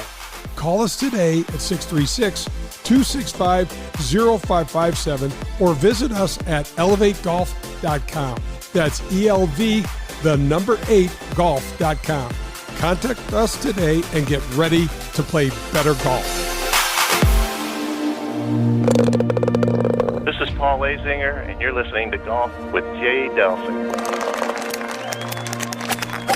Hey, Jay Delsing here, and I know I speak for all of we golfers. We're always looking to try to improve our game. For me, that means I go to one place, and that one place is Pro-Am Golf in Brentwood. Tom DeGrand opened his family business in 1975 with a goal of providing St. Louis with the finest in golf equipment, instruction, and technology. Whether you need a new rangefinder, your first set of clubs, or anything else you can think of, Pro-Am Golf has just what you're looking for.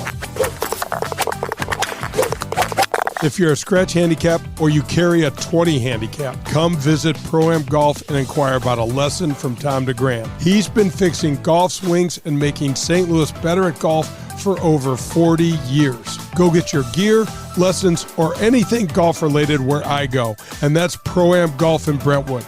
You can also visit them online at Pro-Am Golf USA. That's ProAmGolfUSA.com. It's Pro-Am Golf, proud sponsor of the Golf with Jay Delsing show.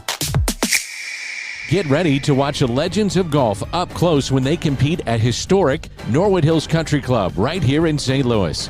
The Ascension Charity Classic will be back again with some of golf's biggest names: Steve Stricker, Padraig Harrington, John Daly, David Duval, Bernard Langer, Ernie Els, and more will return September 3rd through the 8th at Norwood Hills. All tournament proceeds go to area charities serving North St. Louis County youth and families. Sponsorship opportunities, Pro-Am foursomes, and more information available for you at AscensionCharityClassic.com. A professional golfer, as you watch on TV every Sunday afternoon, never ventures onto the course without his trusted caddy. This was true for me for my entire career. I want you to think of Powers Insurance as your insurance caddy that you never had. Just as my golf caddy helped me to assess risk on the golf course, Powers Insurance can do the same for you in your busy and complicated life. Tim Davis, COO at Powers Insurance, did exactly that for me and saved me over 50% on one of my coverages. A good insurance risk advisor can help you know when to take a chance or when it may be smarter to take a little more club. Give the folks at Powers Insurance a call and get a caddy for all of your insurance needs. Call them at 314-725-1414. That's 314-725-1414. That's Powers Insurance.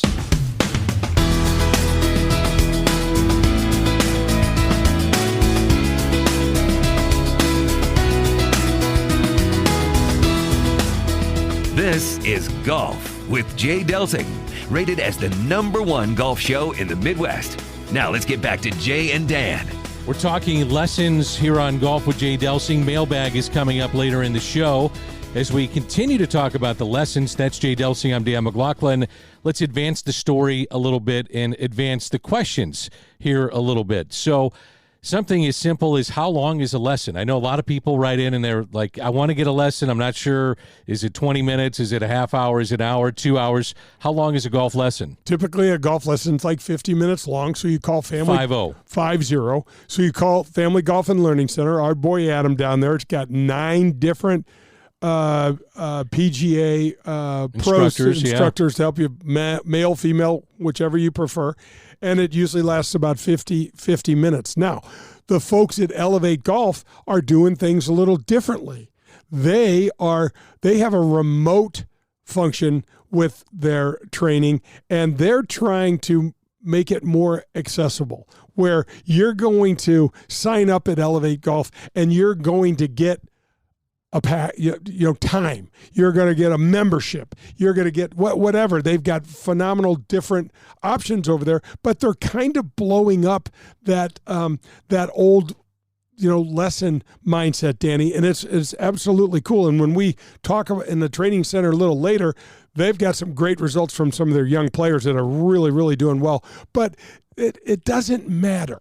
Right, this is a cool option that Elevate's doing, and they're creating their own little disruption in this system. But other folks are still using the 50-minute, the hour sort of thing. I mean, when it's one of those things where we're talking about how to maximize your time here, right? So we're telling you what to wear. We're telling you how to think before you get in there, how to be open-minded, what to bring, all these things so that when you get there, you're going to be much more prepared for, let's get into it. Sure. We don't have to spend 15 minutes, oh gosh, you got to get changed because you can't swing in that skirt, or you can't, that shirt's too tight, sir. You got to move.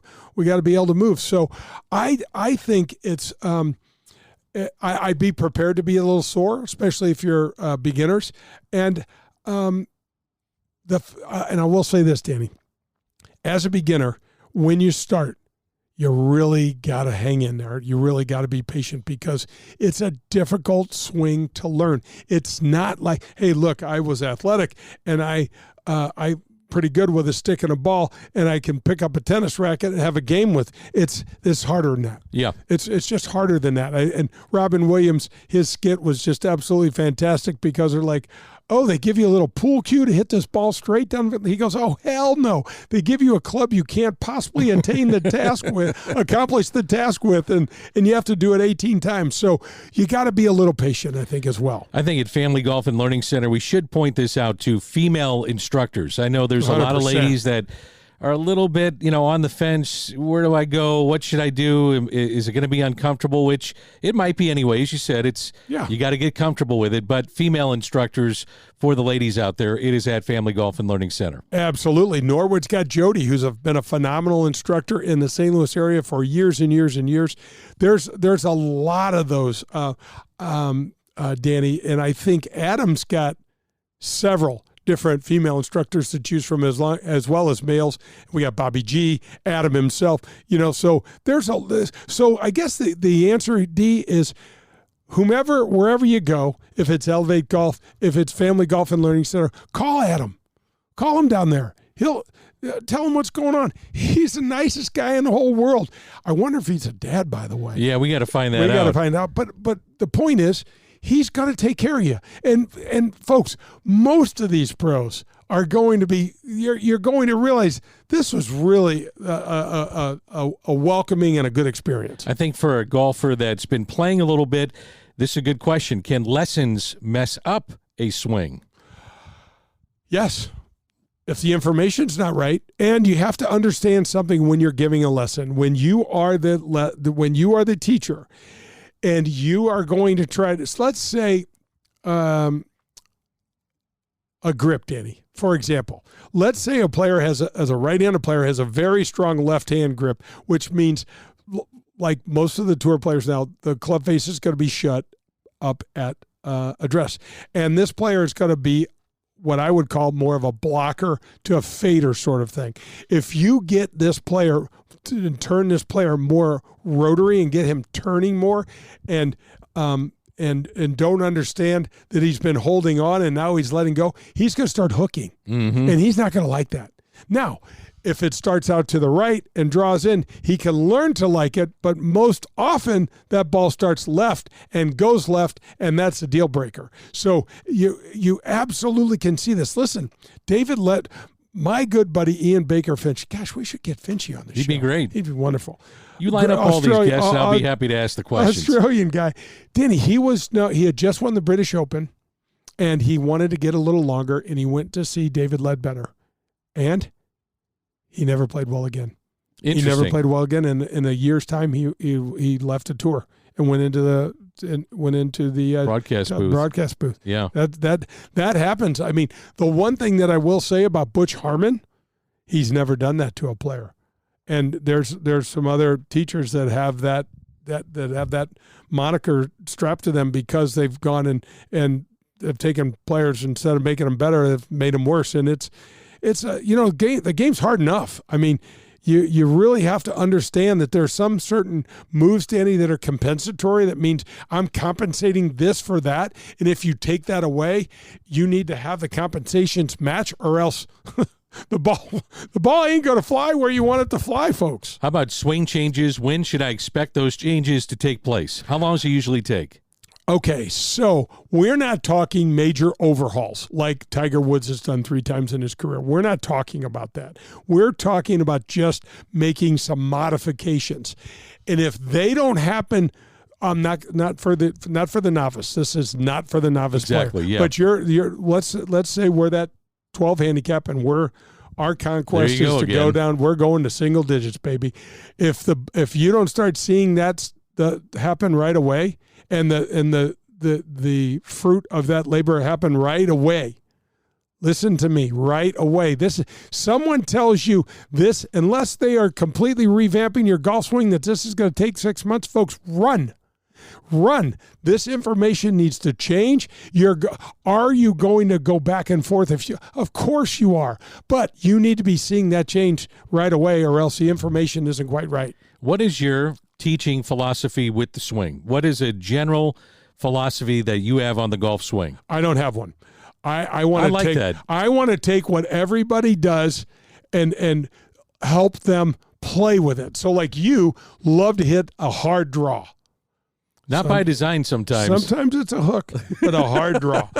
I call it the Bob Gibson slider. I know, and I don't want you trying to hit fades. Right. I would never try to. You could, but I don't. That. I want you to just be able to take that hard draw and be able to play it around the course and have fun with it when you have fun with it. And so, for example, your son Luke, he's mostly a fader. He likes to fade. So be it. I just want. I don't have a philosophy. There's certain fundamentals that you have to have. For example, when you putt, for the most part, you've got to stay pretty still. Okay, you've got to stay your body pretty still. Your hands and arms and wrists and things like that are moving, but you don't see a lot of hip turn. Just watch the greatest player. They're not, so there are certain fundamentals that I'll adhere to, but for the most part, I don't do that. I want to take. Some guys will have limitations because of their age. Some women will have limitations because of their strength. I don't care. We want to take what you have and show you how to take what you have and use it. Because, look, you're not going to get some, female golfer to gain enough speed to hit it 30 yards longer. It's not happening. Sure. That's just insane. I want to take a person that loves the game and let them love it more and get a little more enjoyment out of it, not go, well, here's first thing, go to the gym for 2 years and then call me. No. Ain't going to work. That ain't happening. Plus, they're not going to do that, D. We're going to tell you about Elevate Training Center, and Jay has a tip with them coming up next segment. We're also going to go into the mailbag. If you want to email us, jay@jdelsinggolf.com. We're getting a lot of emails already. jay@jdelsinggolf.com, and a little look, a preview at the PGA Championship, which is coming up, at least the finish will, a week from today. So all that coming up here on Golf with Jay Delsing. Redbird Heating and Cooling sponsors the Veterans Vocational Apprentice Program. Jed Dickinson, a retired Navy man, will teach, mentor, and sign off on educational and mechanical work hours to help you get fully licensed while you work and get paid by the company. What a great way to launch your career as a fully licensed HVAC specialist. Call Redbird Heating and Cooling today at 314-320-9507. That's Redbird Heating and Cooling. Hi, this is Adam Betts from Family Golf and Learning Center. You're listening to Golf with Jay Delsing. Hey, this is Jay Delsing for SSM Health Physical Therapy. Our golf program has the same screening techniques and technology as the pros on the PGA Tour use. SSM Health Physical Therapy has the Titleist Performance Institute trained physical therapists that can perform the TPI screening on you, as well as use the K-Vest 3D motion capture system. Proper posture, alignment, etc. can help you keep your game right down the middle. We have 80 locations in the St. Louis area. Call 800-518-1626 or visit them on the web at ssmphysicaltherapy.com. Your therapy, our passion. Hello, friends. This is Jim Nance, and you are listening to Golf with my friend Jay Delsing.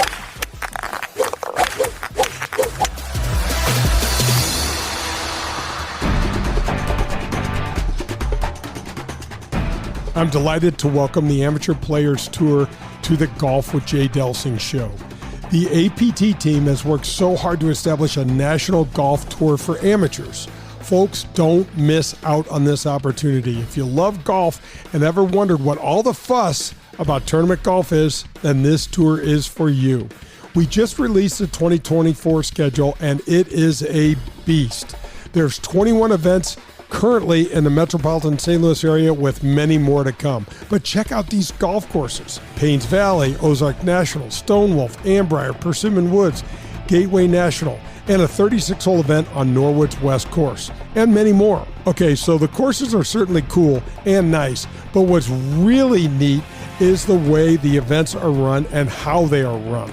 The APT team does a fantastic job of closely monitoring handicaps and ensuring a good and fair competition. There are 5 divisions, a year-long points competition, major championships, elevated events, and much, much more. Right now, there are over 6,000 members in 41 different local chapters across the country, and all that's happened in just over 5 years.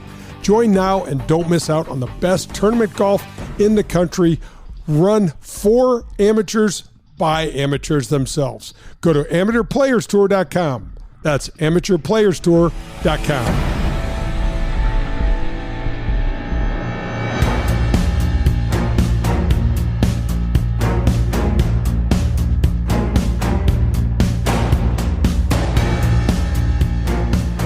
You're listening to Golf with Jay Delsing. Brought to you by Car Shield and Doherty Business Solutions. Every Sunday morning from 8 to 10. It features top guests, tips from a PGA Tour player, and the latest news and notes from around the world of golf. This is Golf with Jay Delsing. Golf with Jay Delsing continues on this Sunday morning on 101 ESPN. Again, we do this every Sunday, 8 to 10. It's Golf with Jay Delsing. With Jay Delsing, I'm Dan McLaughlin. Jay, let's get the latest on what's happening right now at Elevate Training Center. Yeah, so this is the training center brought to you by Elevate Golf, and we got to dole out a bunch of congratulatory messages to these boys. So we got the boys playing, the girls play in the fall, as we know. When the weather's better, the courses are better, and it's a nice time to play. But we've got to do a big shout out to Aiden Steinmetz, okay, of Fort Zumwalt. He won the Player of the Year in the GAC Central Conference. He defeated a fellow Elevate Golf member, Zach Mesplay, in a playoff last week. So congratulations. Here's the GAC Central Conference first team. These are all Elevate golfers. So first team, Aiden Steinmetz. Sorry, Aiden. Second team is Cole Packington. Third is Zach Mesplay, and sixth is Alex Bresler. The second team, ninth is Luke Skinner, and in the Southern Conference, we have the first team was Colin Peeney from Francis Howell, and the sixth place finish was Hunter Herring from Fort Zumwalt. So what we have are these folks using the elevated training system, using the indoor facilities, using the information outdoors they go play, using the remote applications, and they are gaining some results. So we also had a young man win the oh gosh, he won. I'll find that later, D. It's on a different email. No, it's not. Cole Packington. He shot 69 and won his district last week on May 6th. So a lot of good stuff happening. You don't have to live right next door to use Elevate Golf, and they've got their TrackMan, and they've got their full service gym, the indoor sand bunker, all those things for anything you need. So we love what they're doing. It's, we've got Adam Betts on our show as well. Family Golf and Learning Center, that's more of your traditional driving range. Family Golf and Learning Center has their 9-hole golf course. So we got you covered, man, with these two guys.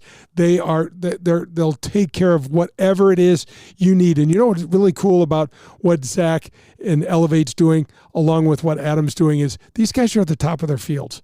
They love what they're doing. They're great men. They're excited about doing it. And, we're glad to have them both on the show. Let's jump from high school players to the guys on the PGA Tour and LIV players being introduced and invited to the PGA's championship coming up next weekend. So the PGA Tour Championship will be at Valhalla. Yep. And so this, a week from today, we'll be crowning potentially a new, Brooks Koepka will be there, new PGA champion.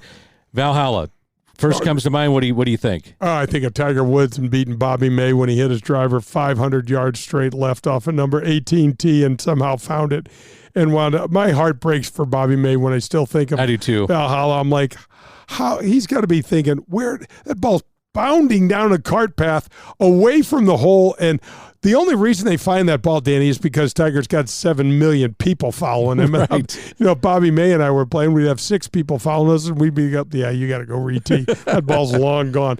So I gotta say, if I could tip my cap a second time today, I'm tipping the cap to Seth Waugh and the entire PGA of America group.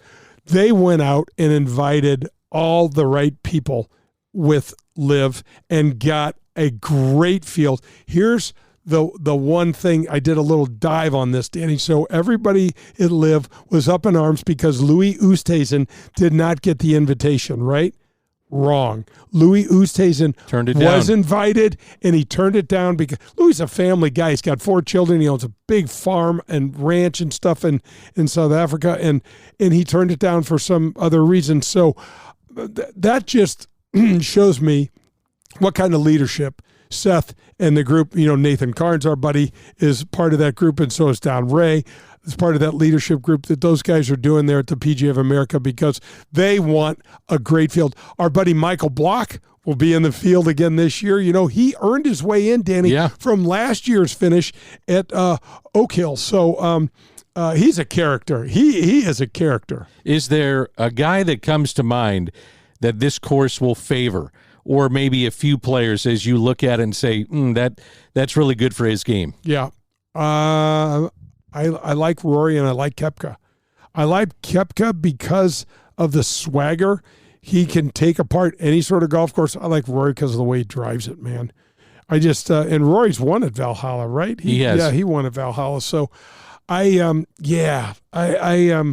just think it's just so cool to get the best players in the world back together again. I hope Chef is playing. I hope he is. It'll be interesting because that'll be 3 weeks off the tour, right, Danny? From the Masters. 3 weeks, that'll be the fourth week. Yeah, so it'll be interesting. He's out playing at home when he can. He's over there beating the daylights out of Tony Romo, which doesn't break my heart, and I think that's wonderful. I think it's great, too, that they've moved up the PGA Championship. I know some people frowned on this. It was in August. But you're going up against the behemoth that is college football and pro football. You want the most eyeballs on this thing. That's the way to do it. Move it up. I agree. It through what we did with this schedule changes through the Players Championship back to March, where it was when I was playing, and then we wind up with a real major event, Danny, every month for 5 months in a row. We got the Players in March, we got Augusta in April, we got the PGA Championship in May, Father's Day and the U.S. Open in June, and then the Open Championship in July. The only bummer is when August comes around, I want another PGA Championship. I do too. I wish they'd make another major of some sort. Make the Players, make that a major. I don't care. I know it would throw off some of the records. Yep. I get it. Yeah. But just the drama of that and the invitation to live players to come back. You're going to have the best fields that you possibly can have. Right. Absolutely. And again, kudos to the PGA of America for getting these guys in there. Adrian Maronk's playing. We got Burmeister. We got a bunch of guys that should be playing. Taylor Gooch is going to play. Taylor Gooch is going to play. I hope for his sake, and for his sake only, because I really don't care that much, but for his sake, that he has a decent tournament, because he has stepped in it, Danny, and put his foot in his mouth. Big and time. Just a lot of noise, man. Here you go. I mean, it's tough, man. You got 1 week to perform, and golf, anything can happen. But here you go. Let's see what you got. This past week, Tiger's been practicing. He's played some rounds at Valhalla. Yep. How does this course, play to his game at this time of his career and his age? There's a lot of favorable things, Danny. Let's hope that the weather cooperates. It's going to be warmer than at Augusta, so that should help. Valhalla is not. There's some hills can't hold a candle to Augusta. It's way more subtle, and so it's going to be much, much easier to walk. I just don't know the state of his game. I mean, we saw him go out and could make a cut and play in very difficult conditions at Augusta where he just guts through it. But I'm talking about competing. He's talking about competing. We got to see more. We got to see way better short game too, Danny. That's Jay Delsing. I'm Dan McLaughlin. Coming up, we head to the mailbag. Jay@jdelsinggolf.com. Your questions as we wrap up the show and head down the stretch. We're heading into the clubhouse, and it's time to go into the mailbag. Tips from a PGA Tour player are coming up.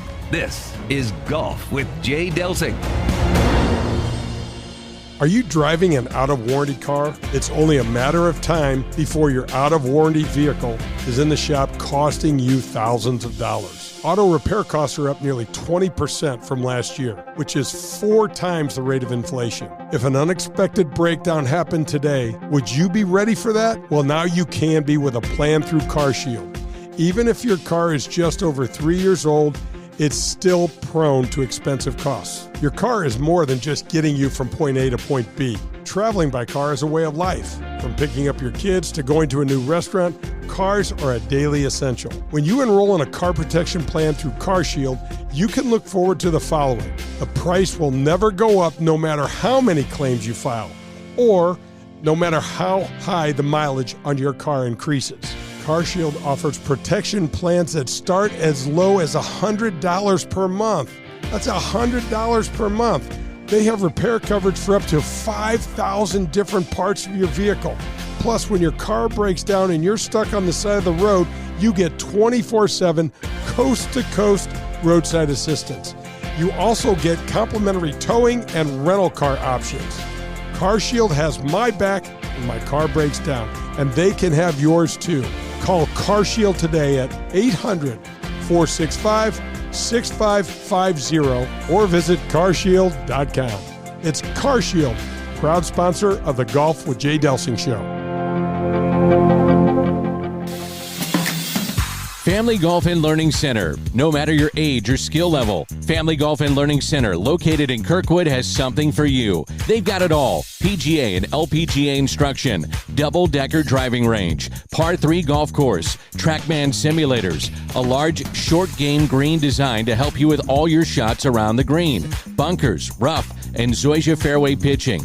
And now open, the Tahoma Bermuda Grass Tees, the best turf to hit from in St. Louis. It's all at Family Golf and Learning Center. To schedule a lesson or to find out more, visit FamilyGolfOnline.com. That's FamilyGolfOnline.com. Family Golf and Learning Center. We make St. Louis better at golf. Daugherty Business Solutions has been enhancing the business of our customers for the last 37 years. How do we do it? Through our expertise in technology, better use of data and analytics, artificial intelligence, and machine learning. We roll up our sleeves and collaborate. We build applications and effectively communicate with our partner clients to bring their goals and objectives to the finish line. Our award-winning Access Point program is a community game changer. With nearly 100 students in the program, mostly young African-American females are making between $55,000 and $60,000 per year right out of high school. That's right, $55,000 to $60,000 a year right after high school graduation. That's when they begin their training. CEO Ron Daugherty believes the talent is equally distributed, but access to that opportunity is not. So here's Access Point, providing more and more opportunity for those in and around our community. It's Daugherty Business Solutions. You're listening to Golf with Jay Delsing. Have a question for Jay? Log on to jdelsinggolf.com. Now let's head back to Jay and Dan. Golf with Jay Delsing. Down the stretch we go in our final segment with Jay Delsing. I'm Dan McLaughlin.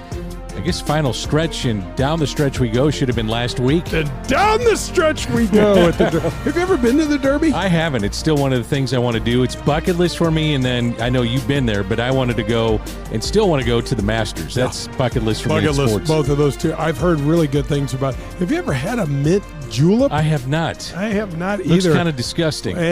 Same. And what about a hat? If you go to the Derby, you wearing a hat? I'm wearing like a 1920 suit. Yeah, you are. I'm having the I vest, can see that. The shiny shoes, the belt to match. Little pocket watch. Absolutely. Oh, yeah, you are. I'm going old school. You going to wear the hat? I don't know. I see the hats the women wear are like they're awesome. Insane. I know, they're huge. My mom used don't to sit behind them. It. Yeah, you can't see anything. No. Nothing. You're like, which horse? All I see is hat. Jay at jdelsinggolf.com. A lot of the emails have come in on the email bag. We appreciate that. Jay, this is Mike. Mike always is. Mike is our first guy in every week. I get him in because he's consistent. Yeah. He says, when do you get new equipment? What's the best time to get that new equipment? Okay, so we've been talking a little bit about lessons and things like that. And so let's I'll give you a couple different scenarios. So let's say you play the game and you play 20, 25 rounds a year. You have not bought clubs in the last 12 to 15 years. You got to. I'm not trying to spend your money, but you've got to get new equipment because the advancements in technology make it so much easier to hit. That just does. That's just how it is. Especially, it's not even the drivers are easier to hit. The irons, the sweet spots are bigger, folks, and off-center hits on both drivers and irons will cause the ball to move back towards your target. I don't know how they've done it, but they've done it, and you've got to try it. The beauty is, go try some stuff before. Go to Pro-Am Golf. Go call Tom DeGrand and those guys down there. Go to Pro-Am Golf. They've got areas for you to hit. They've got every doggone club you've ever thought of down there, and go hit them. and give them a try. When you were playing, how small was the sweet spot on a club? Oh, It had to be tiny. They said the sweet spot on the drivers back in the day were the size of an eraser. Really? Yeah. And I swear there were years I didn't hit it once. I got to tell you, I hit all around it. But, man, those wooden drivers, when you missed your sweet spot, those balls didn't go anywhere. Sure. Now, let's talk about a beginner. And so when to get new clubs for a beginner. Let's say you're using your mom or your dad's clubs and they are ancient. You can go for a minimal amount of investment. You can go to Pro-Am Golf and get yourself a set of clubs with a putter and a bag, probably in the $400 to $700 range. That's for the entire set. Now, if you get proficient, you start loving this game, you're going to spend upwards of that on one club. And you want to get fitted too. You Once do want to playing. get fitted, yeah. And as you begin, you don't necessarily need to be fitted. And that's what I'm saying. Wait till Yeah. you get comfortable. And Your instructor's going to know we're putting you in a beginner set. But if a modern day beginner set is going to be so much better for you than that old set of hand-me-downs that you're using, trust me, the shafts are going to be better. The sweet spots are going to be bigger. They're just going to be designed through the modern day tech to be easier. And the only reason I'm saying you this and telling you this and encouraging you to do this is because it'll be easier and a better experience for you. That's it. That's the only reason. Heard you guys talking about lessons earlier. What club do you start with in terms of taking that lesson? And that's a great, great question. And most people are going to think the driver. And Yep. I'm going all the way to the opposite end of the bag and going with your wedge. And I want you to get out there and just start swinging that wedge. And I'm gonna if I'm giving you the lesson, I'm going to be watching you. I'm going to look at your grip to make sure there's no glaring grip issues. Now, grip issues are tough, but especially if you're a beginner, we're getting your hands on the club the right way right away. That's what we're doing, and it's important. It really is important. Now, you come to me. You're a 25 handicapper, and this is the way you've held the club your whole life. I'm going to try you for a few swings, changing your grip and seeing what happens. I have seen it before, Danny, where it's almost miraculous, and the ball starts flying higher and straighter. Oftentimes it doesn't, and I'll say to him, look, you really need to change, but if you don't, okay. Here's what we'll do.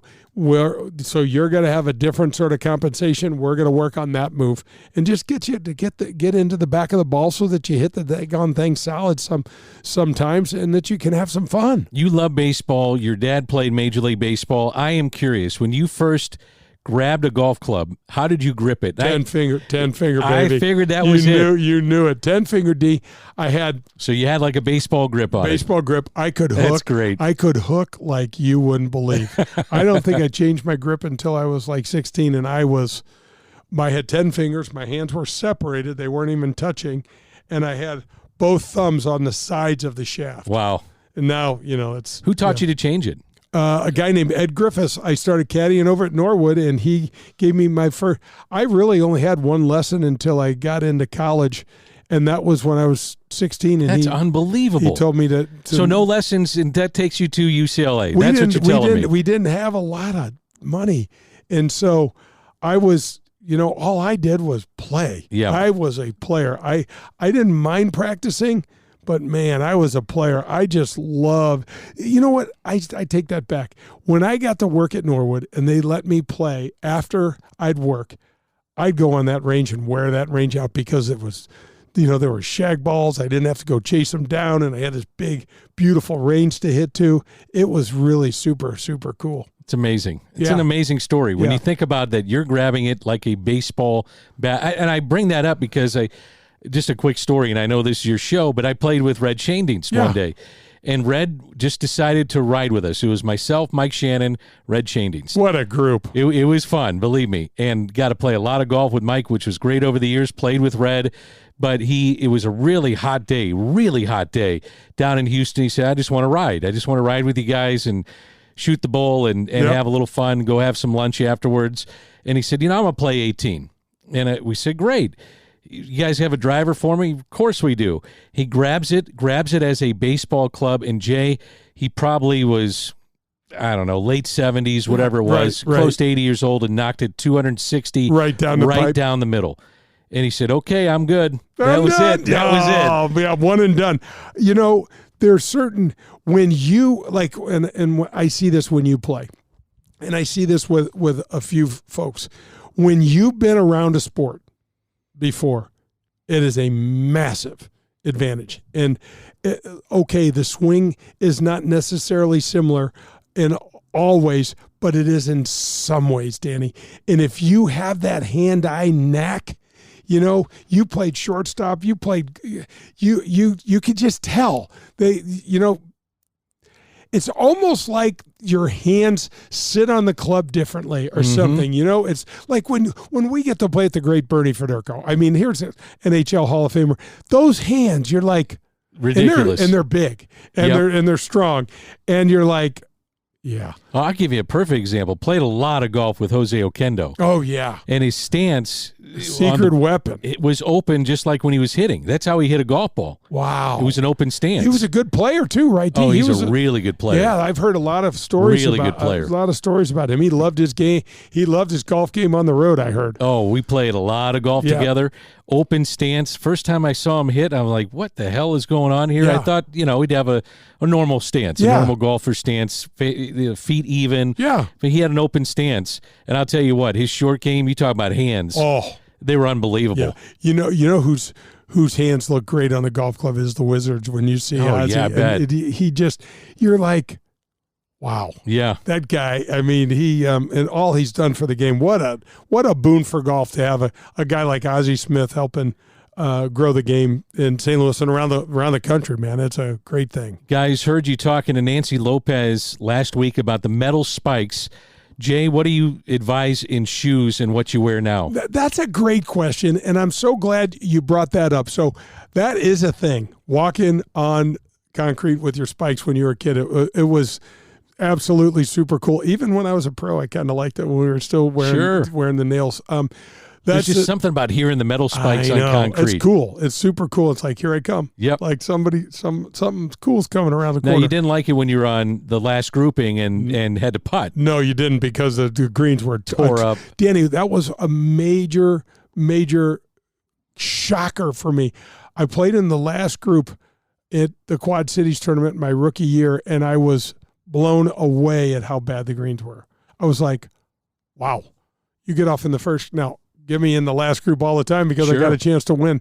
But so let's talk about the footwear. So, folks, there's a massive movement to go to a sneaker type golf shoe, and for a lot of good reasons for younger feet. And, it makes a lot of sense. What they've done in a good way is they've made these shoes nowadays very active wear-ish, meaning, when we used to wear the FootJoy Classics, man, they used to just bark on our feet the whole time. They were leather soled, and they looked really good. Tom Watson even said, I don't know why people don't wear leather soled shoes anymore. I'm like, because they kill our feet, Tom. Right. But so nowadays, I'm looking for something that's got a little more support than just the tennis shoe type thing, Danny. And so I am wearing some Puma, I think they're called Ignites, and I would check those out, folks. Those are really cool. There's also a brand called Squares. They have a square toe. Despite the fact that Nick Faldo was pitching them, I still like them. I have a pair of them. They're don't like Nick Faldo? Yeah, I played with him a couple of times. He's a complete pain in the butt to play with. It's like playing by yourself, but it took way longer. I got you. Anyway, but those square-toed shoes are some you might look at, because I did notice a difference when those shoes coincided with my new knee, and I noticed that I was able to push with my trail leg or my right side, and that square felt like I had a little more grip to push and accelerate through the ball a little more. So I really, really like that a lot. Interesting. Final question. The key at the PGA Championship, what do you think it'll be? I think, Danny. And why do they make these majors so hard, man? Well, they're trying to differentiate between between And I get that. tournaments. And, Yep. and my dad, when he was alive, used to get so pissed because he'd be like, they're trying to embarrass you. And I'm like, Dad, there's 40 tournaments a year. They're just trying to differentiate a major champion between a not so major champion. So the rough at Valhalla is going to be deep because we have had a boatload of rain here in the Midwest. But because it's going to be soft, Danny, the scores are going to be low. The greens are going to be soft. You're going to be able to get they'll be accessible. When the golf course is soft, it effectively makes the fairways wider because you're not dealing with firm, fast fairways and the ball running into the high rough, and that's a big deal. So I think driving the ball is going to be a big factor, and then obviously you got to putt, man. And Valhalla is not overly long. It's not going to be overly demanding, but in order to win in terms of PGA championships, but in order to win a PGA championship with this field, you got to bring it. You got to have every part of your game clicking, and it's going to be fun to watch. I mean, another major. I just love it. Man, must see TV, buddy. Yeah, absolutely. We covered a lot of ground in this show. Yes, it was a great show. I love these shows it's fun getting interviews and things like that. And we got the great Jim Nantz coming up next week, hopefully. But man, sometimes it's fun to just BS a little bit and talk and cover a bunch of different topics. We did that today. Great job, Jay. That's Jay Delsing. I'm Dan McLaughlin. Jay, how do we end the show? Hit 'em straight, St. Louis.